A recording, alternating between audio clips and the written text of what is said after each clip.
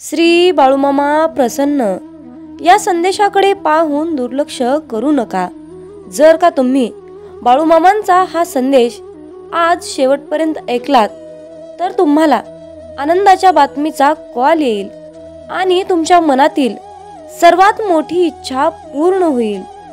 मामा म्हणतात, अरे बाळा, आज हा संदेश ऐकल्यानंतर तुझ्या जीवनात असे काही चमत्कार घडतील की ते चमत्कार पाहून तू आश्चर्यचकित होशील। जर जीवनात तुम्ही शांत राहणं आणि माफ करणं शिकाल तर तुम्हाला डोंगर सुद्धा स्वतः रस्ता बनवून देईल। इतिहास सांगतो की भूतकाळात सुख होतं, पण विज्ञान सांगतं की भविष्यकाळात सुख आहे, पण अध्यात्म सांगतं की विचार चांगले आणि मन स्वच्छ असेल तर जीवनात दररोज सुख मिळतं। जीवन हे भविष्यात आहे ना भूतकाळात आहे, तर जीवन हे क्षणी वर्तमानात आहे। आयुष्यात जे झाले ते चांगलेच झाले, जे होत आहे ते चांगलेच होत आहे आणि जे भविष्यात होणार आहे ते चांगलंच होणार आहे। तुझं माझं, लहान मोठं असे भेदभाव मनातून काढून टाका। मन पूर्णपणे तुमचं आहे, पण तुम्ही सर्वांचे आहात। मन हे अशांत आहे आणि त्याला नियंत्रित ठेवणे कठीण आहे, परंतु विशिष्ट अभ्यासाने मनाला वश करता येते। मामा सांगतात, मनाच्या शांततेशिवाय या जीवनात कोणतीही गोष्ट संपत्ती नाही। कोणताही माणूस त्याच्या जन्माने नाही तर त्याच्या कर्माने महान होतो। फळाची अपेक्षा न ठेवता काम करणे हेच खरे कर्म आहे आणि ईश्वर चरणी समर्पित तोच खरा धर्म। बाळूमामा पदोपदी हेच सांगतात, जेव्हा माणसाच्या गरजा बदलतात तेव्हा त्यांची बोलण्याची पद्धत सुद्धा बदलते। या जीवनात शांत राहण्यापेक्षा दुसरं कोणतंच मोठं उत्तर नाही आणि माफ करण्यापेक्षा दुसरी कोणतीच शिक्षा नाही। सतत संशय घेणारा माणूस या जगात नाही तर तो कुठेच आनंदी राहू शकत नाही। जर मनाला नियंत्रित नाही केलं तर तेच मन शत्रूप्रमाणे काम करेल। कोणीच आपल्या कर्मापासून पळून जाऊ शकत नाही, कारण काहीही झाले तरीही कर्माचे फळ हे भोगावेच लागते। माणूस त्याच्या विश्वासाप्रमाणे असतो, तो जसा विश्वास ठेवतो तसे त्याचे व्यक्तिमत्व बनते। मामा सांगतात, अति आनंदी असताना आणि अति दुःखी असताना कधीच निर्णय घेऊ नका, कारण या दोन्ही परिस्थितीत तुम्ही योग्य निर्णय घेऊ शकत नाही। ज्या माणसाकडे संयम असतो त्या माणसाची बरोबरी आयुष्यात कोणीच करू शकत नाही। माणूस नेहमी त्याच्या नशिबाला दोष देतो, पण हे त्याला माहीत असतं की नशिबापेक्षाही मोठं त्याचं कर्म असतं आणि ते पूर्णपणे त्याच्या हातात असतं। सत्य कधीच सांगत नाही की मी सत्य आहे, पण खोटं नेहमी ओरडून सांगतं की मी सत्य आहे। ज्याचा परिणाम चांगला तेच चांगले कर्म असतात, नव्हे तर चांगले कर्म तेच ज्याचा उद्देश वाईट नसतो। पृथ्वीवर जसे ऋतू बदलतात तसेच माणसाच्या आयुष्यात सुख दुःख येत असतात। इंद्रिय आणि जाणीव यातून निर्माण होणारा आनंद नेहमी दुःखाला कारणीभूत ठरतो। प्रेमाचा अर्थ आहे सेवा करणे। सेवा करणे म्हणजे सतत आनंदी असणे। जी गोष्ट तुम्हाला कधीच आवडत नाही ती गोष्ट तुम्ही दुसऱ्यांसाठी करू नका। माणसाचे हृदय पवित्र असेल तर त्यांचे प्रेम बाहेरूनही पाजळू लागते। मामा म्हणतात, अरे बाळा, जीवनात यश मिळवणं सोपं नाही, त्यासाठी कष्ट आणि चांगल्या विचारांची सुद्धा गरज असते। म्हणून हा संदेश नक्की शेवटपर्यंत ऐका। जेव्हा तुमच्या मनात गोष्ट थांबवण्याचा विचार येईल तेव्हा तुम्ही विचार करा की त्या गोष्टीची सुरुवात का केली। लोकांच्या बोलण्यामुळे किंवा परिस्थितीमुळे निराश होऊ नका, कारण या दोघांनाही तुमच्या प्रतिक्रियेशिवाय महत्त्व नाही। लक्षात ठेवा, जर तुम्हाला तणाव हाताळता आला नाही तर तुम्हाला यशही हाताळता येणार नाही। प्रत्येक दिवस हा तुमचं आयुष्य बदलण्यासाठी मिळालेली एक नवीन संधी आहे. आयुष्यातील प्रत्येक दुःख माणसाला धडा शिकवतं आणि तो धडा माणसाला बदलतं. स्वतःवर विश्वास ठेवणे हेच मोठं गुपित यश आहे. फक्त मामांवर विश्वास ठेवा, सर्व काही तुमच्या मनासारखं होईल. कदाचित आज तुम्हाला यश नाही, परंतु येणाऱ्या काळात यश हे तुमची सावली आहे. तिला पकडण्याचा प्रयत्न करू नका. तुम्ही तुमचे कार्य करत राहा, चालत राहा. ती आपोआप तुमच्या मागे येईल. लक्षात ठेवा, जेव्हा तुम्ही प्रकाशाच्या दिशेने चालता तेव्हा तुमच्या मागे सावली येते. आयुष्यात समस्या असतील तरच तुम्ही यशाचा आनंद घेऊ शकता. जोपर्यंत जीवन आहे तोपर्यंत अनुभव घ्या, कारण अनुभव हा जगातील सर्वात मोठा शिक्षक आहे. आयुष्यात कितीही संघर्ष करावा लागला तरीही मागे हटू नका, कारण जो संघर्षातून मार्ग काढतो तोच खरा विजयी असतो. जितका मोठा संघर्ष होईल तितकंच मोठं तुम्हाला यश मिळेल. मामा म्हणतात, आता उठा, जागे व्हा. तोपर्यंत थांबू नका जोपर्यंत तुम्ही तुमचे लक्ष्य प्राप्त करू शकत नाहीत. एक वेळा एकच काम करा, त्या कामामध्ये तुमचा पूर्ण आत्मा घाला आणि तुमचं सर्व दुःख, अडचणी, त्रास, सर्व काही इडापिडा विसरून जावा. त्यामध्ये यश फक्त आणि फक्त तुमचंच असेल. जोपर्यंत तुम्ही स्वतःवर विश्वास ठेवत नाही तोपर्यंत तुम्ही देवावरही विश्वास ठेवणार नाही. लोक तुमची स्तुती करोत अथवा निंदा, तुमचं लक्ष तुमच्यावर कृपा करू किंवा नका करू, तुमचा मृत्यू आज असो किंवा उद्या असो, आपल्या मार्गावरून कधीही भटकू नका. गरज संपली की विसरणारे फार असतात. गरज नसतानाही आपली आठवण काढणारे फार कमी असतात.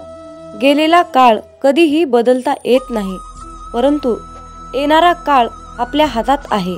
आयुष्यात जास्त नाही, पण एवढेच यशस्वी व्हा की आपल्या आईबाबांची इच्छा पूर्ण करता येईल. आयुष्यात जर काही तुम्हाला घडवायचे असेल तर प्रसिद्धी बदला, देह नाही. आयुष्य हे पुढे जाण्याचं नाव आहे, थांबायचं नाही. जर तुम्हाला सूर्यासारखं चमकायचं असेल तर सूर्यासारखं जळावं लागेल. यश मिळवण्यासाठी लढावं लागतं आणि सोपं बनवण्यासाठी समजावं लागतं. संधी मिळत नाही, ती मिळवावी लागते. तुम्ही जितकं कठीण काम कराल तितकंच यश तुमच्या मागे मागे येईल. यशाचं सिक्रेट म्हणजे कुठलीही गोष्ट हटके मार्गानं आणि जिद्दीने करा. यश म्हणजे अशी एखादी गोष्ट माहीत असणे, ती इतरांना माहीत नाही. प्रत्येकालाच पहिल्याच प्रयत्नात यश मिळेल असे नसते, परंतु अपयशाने हारून जाता कामा नये. यश हे निश्चित मिळणार आहे, परंतु तुम्ही केलेल्या कर्मावर विश्वास ठेवा. आयुष्य म्हणजे पत्त्यांचा खेळ आहे. चांगली पाने मिळणे हे आपल्या हातात नसते, परंतु मिळालेल्या पानावर चांगला डाव खेळणे यावर यश अवलंबून असते. खेळणारे जिंकण्यासाठी खूप वेळा अगोदर हरलेले असतात, हे लक्षात ठेवा. एकदा गंगेला विचारण्यात आले की तुझ्या पात्रात अंघोळ केल्यानंतर सर्व पापे धुतली जातात, मग तू त्या पापांचे काय करतेस? ती म्हणाली की मी समुद्रात नेऊन टाकते. समुद्राला विचारण्यात आले की तू या सर्व पापांचे काय करतोस? की समुद्र म्हणाला, मी ती सर्व पापे ढगात नेऊन टाकतो. ढगाला विचारण्यात आले की तू या सर्व पापांचे काय करतोस? ढग म्हणाला, ती सर्व पापे मी पावसाच्या स्वरूपात त्यांच्या घरावर नेऊन टाकतो. लक्षात ठेवा, कालचक्र असेच आहे. तुम्ही जे करणार तेच तुम्हाला परत मिळणार. भगवंत जसा ठेवेल तसेच राहण्याचा प्रयत्न करा. समाधानी राहा. ठेविले अनंत तैसेची, राहावे चित्ती असू द्यावे समाधान. जय बाळूमामा. मित्रांनो, खूप जणांना असा प्रश्न पडतो की आम्ही मांसाहार करतो, तर आम्ही बाळूमामांची सेवा करावी की करू नये? त्याचबरोबर मांसाहार केल्यावर इतर देवतांची सेवा करावी की नाही? मांसाहार करायचं नाही असं म्हटलं तरीही तो अडथळा बनून मध्येच येतो. अशा प्रकारच्या विचारांचं आपल्या मनामध्ये वादळ निर्माण होतं. तर पण मांसाहार करून बाळूमामांची सेवा कशी करायची? मी मांसाहार करत नाही, परंतु घरातील सर्वच कुटुंब मांसाहार करतात. पण त्या दिवशी मी बाळूमामांची सेवा करू शकतो की नाही? मांसाहार केल्या दिवशी सेवा करावी की नाही? कशी करावी? कोणते नियम पाळावे? अशा प्रकारचे प्रश्न आपल्या मनामध्ये गोंधळ घालतात. आणि मग अशा विचारातून सेवेमध्ये मन लागणं खूप कठीण असतं. त्यामुळे तुमच्या मनात असलेल्या सर्व प्रश्नाची उत्तरे आज आपण पाहणार आहोत. आपल्या सर्वांची इच्छा असते की बाळूमामांची सेवा मी करावी, परंतु मांसाहार या कारणामुळे आपल्या मनामध्ये नकारात्मकता वाढण्याचं काम करते. एकीकडे आपल्याला वाटतं की आज आपण बाळूमामांची सेवा करावी, पण दुसरीकडे आपण मांसाहार केलेला असतो. आपलं मन, आपलं अंतःकरण अशुद्ध असतं. पण जेव्हा आपण शुद्ध शाकाहारी अन्न ग्रहण करतो, तेव्हा आपल्या मनामध्ये कुठलेही नकारात्मक विचार आपल्या मनात येत नाहीत. पण जेव्हा तुम्ही मांसाहार अन्न ग्रहण करता, तेव्हा तुम्ही स्वतःला अशुद्धरित्या अयोग्य समजता.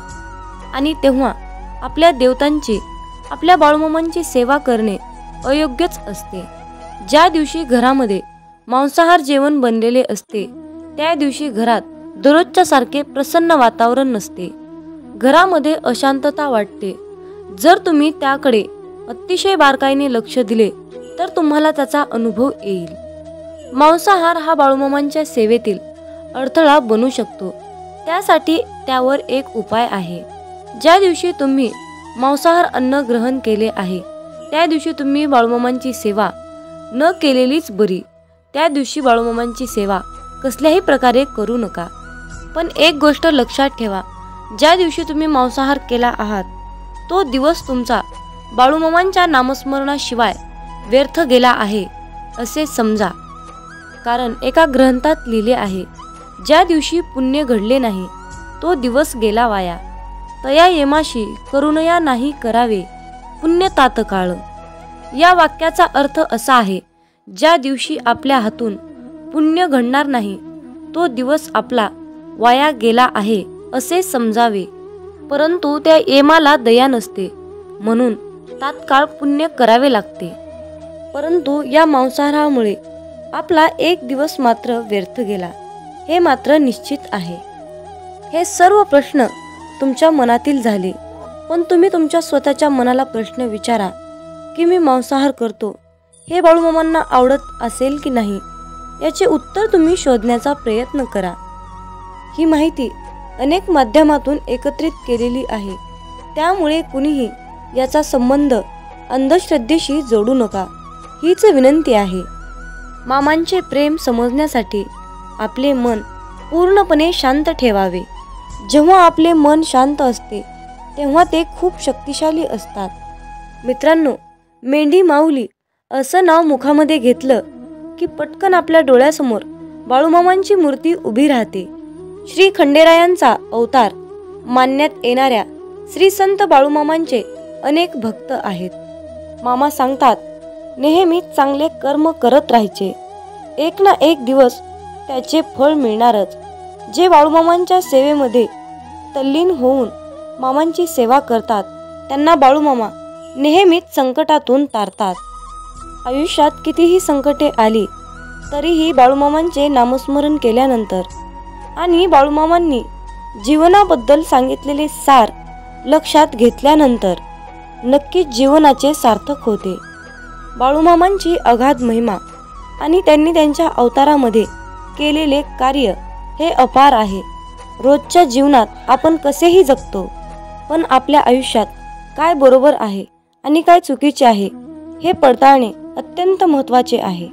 मामा म्हणतात, श्रीमंतीचा गर्व नको, स्वाभिमानाने जगा, मीपणा सोडा, सर्वांशी प्रेमाने वागा, मन परमेश्वराच्या चिंतनात गुंतवा, थोर मोठ्यांचा आदर करा, कर्मावर आणि मामांवर विशाल विश्वास ठेवा. आयुष्यात कितीही संकटे आली तरीही त्यातून बाहेर या. हातातील रेषेमध्ये भविष्य पाहू नका, त्याच हाताने प्रामाणिक काम आणि मुखामध्ये मामांचं नाम राहू द्या. एखादी गोष्ट ती तेव्हाच शुद्ध असते तेव्हा ती एखाद्या चांगल्या व्यक्तीला शुद्ध मनाने योग्य वेळी दिली जाते. विनाकारण चिंता आणि भीती एखाद्या रोगाप्रमाणे आहे, ती तुम्हाला आतून टोकरत जाते. मामा म्हणतात, जीवन हे भविष्यात आहे ना भूतकाळात, तर जीवन हे क्षणी वर्तमानात आहे. आयुष्यात जे झाले ते चांगलेच झाले आहे, जे होत आहे ते चांगल्यासाठीच होत आहे आणि जे होणार आहे ते माझ्या कल्याणासाठीच होणार आहे. मामा सांगतात, कितीही विपरीत परिस्थिती असू द्या, मनुष्य हा श्वास घ्यायला विसरत नाही. तो कोठून तरी हवेचा स्रोत शोधतोच आणि श्वास घेतल्याशिवाय राहत नाही.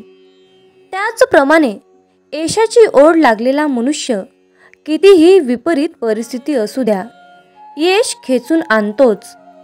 कधी कधी आयुष्यात अशी वेळ येते की आपल्यालाही वाटतं की हे दिवस माझे केव्हा संपतील.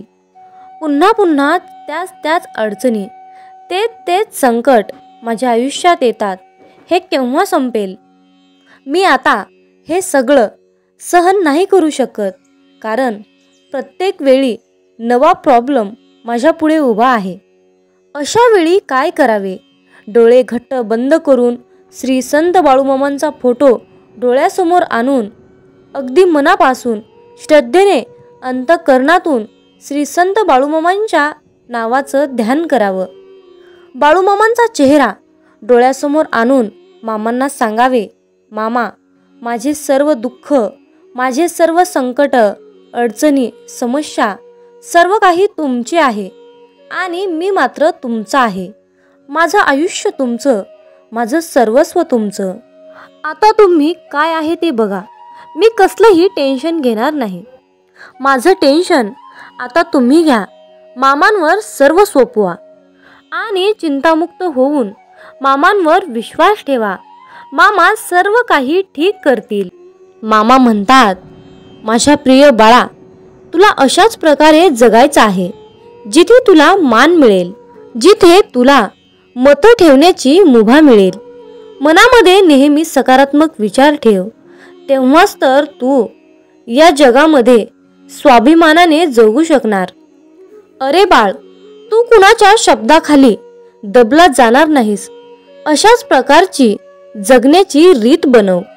आयुष्यात जो व्यक्ती आपल्या पूर्ण शक्तीचा वापर करून एखादी गोष्ट मिळवण्यासाठी प्रयत्न करतो, तेव्हा त्याच्या कष्टाला पाहून यश त्याच्या पायाशी लोटांगण घातल्याशिवाय राहत नाही.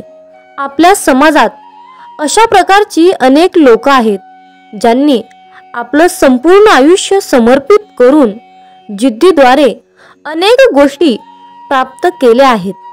आयुष्याच्या प्रवासात लोक आपल्यावर टीका करणारच, अपमान करणारच, पण यात सर्वात महत्त्वाचं असतं म्हणजे या सर्व गोष्टींना मोटिवेशन बनवून सक्सेस मिळणं आणि न थांबता चालत राहणं. जो व्यक्ती या प्रसंगातून शिकून पुढे जातो तो आयुष्यात सक्सेसफुल होतो. जिथे प्रयत्नांची उंची मोठी असते तिथे नशिबालाही कमीपणा घ्यावा लागतो. सुंदर क्षणाची वाट पाहण्यापेक्षा लाभलेला क्षण सुंदर करा. 1 मिनिटात आयुष्य बदलू शकत नाही, पण 1 मिनिट विचार करून घेतलेला निर्णय नक्कीच आयुष्य बदलू शकतो. मामांची शिकवण नेहमी लक्षात ठेवा. आपल्याबद्दल कोणीही कितीही वाईट विचार करू द्या, पण आपण कुणाबद्दलही वाईट विचार करायचे नाहीत. हा संदेश शेवटपर्यंत पाहिल्याबद्दल धन्यवाद. श्री संत सद्गुरू बाळूमामांच्या नावानं चांग भलं, हलसिद्धनाथांच्या नावानं चांग भलं. मग बोला बोला बाळूमामांच्या नावानं चांग भलं.